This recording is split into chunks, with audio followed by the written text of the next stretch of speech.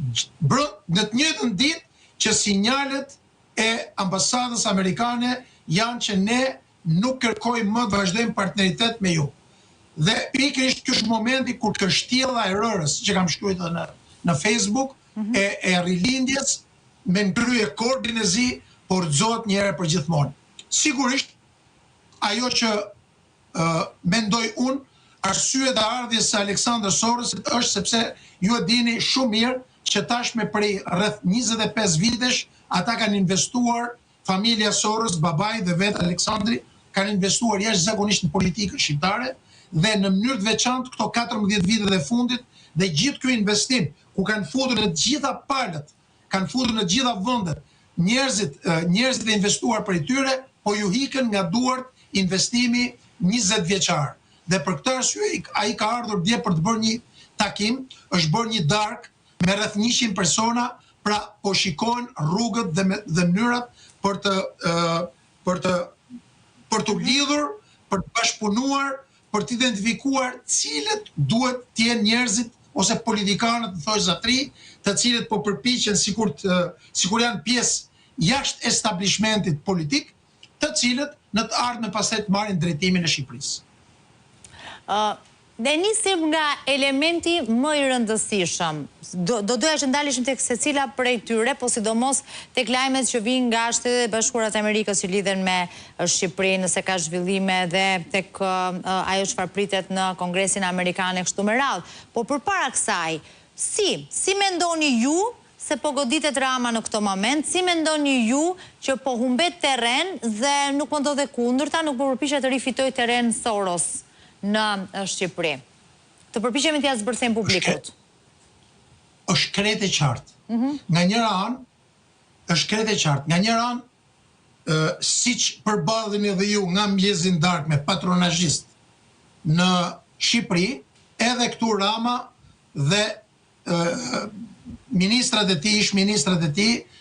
kanë patronazhistët e tjerë. Sigurisht që ne kemi mundësinë dhe aftësinë për të marrë informacionet në gjitha cepat e mundura dhe sigurisht që këto informacione në tregojnë tmerrin me cilën po përballet Rama, nga njëra anë, nga ana tjetër informacionet që po grumullojnë çdo ditë, përpjekjet e tij të jashtëzakonshme për të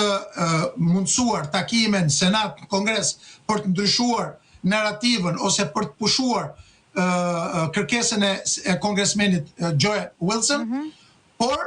në ditët që në vijim, unë nuk do t'i them këtu sepse jemi në procedurat e mbylljes kësaj, do të ketë kongresmen dhe senatorë të tjerë, të cilët do t'i bëjnë thirrje presidentit Trump për intensifikimin, jo për të pritur edhe 150-60 ditë sa kanë qenë, se siç e dini ai i ka dhënë kohë drejtorit të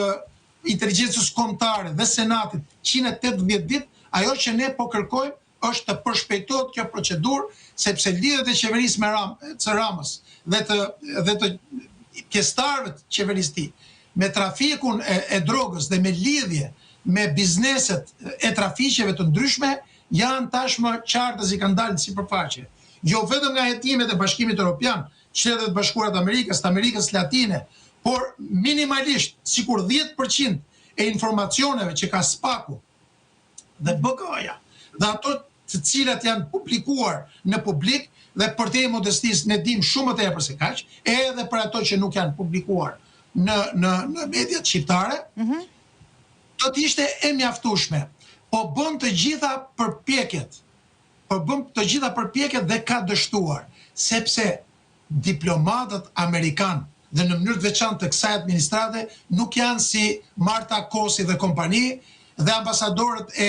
Bashkimit Evropian në Tiranë, që ky ju ofron sa herë që vinë, sa po shkelin Shqipëri, shkuma parti, por jo vetëm, shqiptarët e dinë gjitha, janë krejt ndryshe dhe pikërisht ky është momenti kur shqiptarët e morën një përgjigje të mirëpritur për ndoshta 10-12 vitesh nga ambasada amerikane dje. Krejt qartë. Megjithatë, unë dua të sqaroj edhe një pikë, sepse u tha që në kryeterës, që në njëset protestës, që po, ka pasur edhe Soros një ndikim aty, ka pasur grupe apo grup të Sorosit që ka pasur interesa për të shfrytzuar politikisht, pra për të goditur presidentin Trump, nga njëra anë, por nga ana tjetër ka qenë dhe një skenar që është përmendur shumë që ndërkohë Soros ka vendosur ta lëshojë Ramën sepse ai do të mbështesi figura të tjera të Samajtës. Tani, çfarë bën Soros në Shqipëri? Keni informacion, a keni një